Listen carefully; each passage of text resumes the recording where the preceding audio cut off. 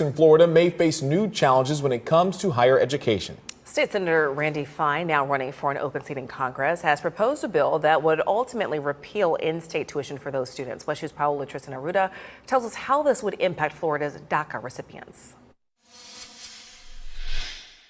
Yes, so DACA was life-changing. Evie's Greenwald is one of thousands of DACA recipients in the state of Florida.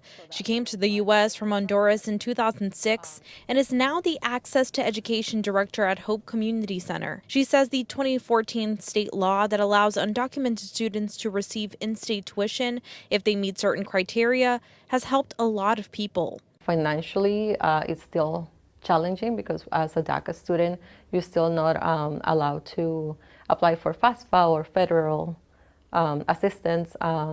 So we still have some financial burden, but it makes a big difference having to pay regular tuition as in out-of-state tuition. But now DACA recipients and other undocumented students who have been living in Florida may have to pay out-of-state tuition if one bill gets passed. Senate Bill 90 would say that illegal immigrants can no longer get $45 million worth of discounts on in-state tuition at Florida's 12 universities and 28 state colleges. It would return that $45 million to actual Floridians. State Senator Randy Fine's legislation would reverse that decade-old legislation.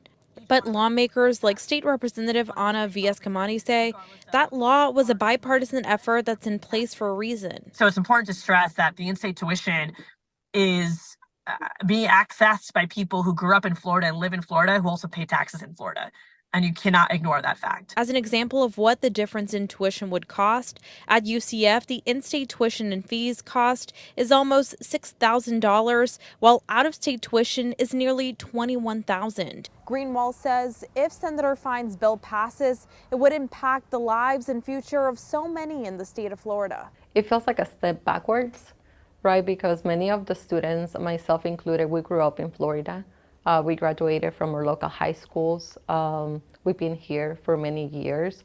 So to be considered out of state, and have to be paying out of state tuition, it just feels, why are we punishing the students? If passed, Fine says this bill would take effect July 1st. Paola Tristan-Aruda, WESH 2 News. The bill would not modify the admission policies for Florida's 12 state universities and 28 colleges. Fine says the process for applying for college would be the same.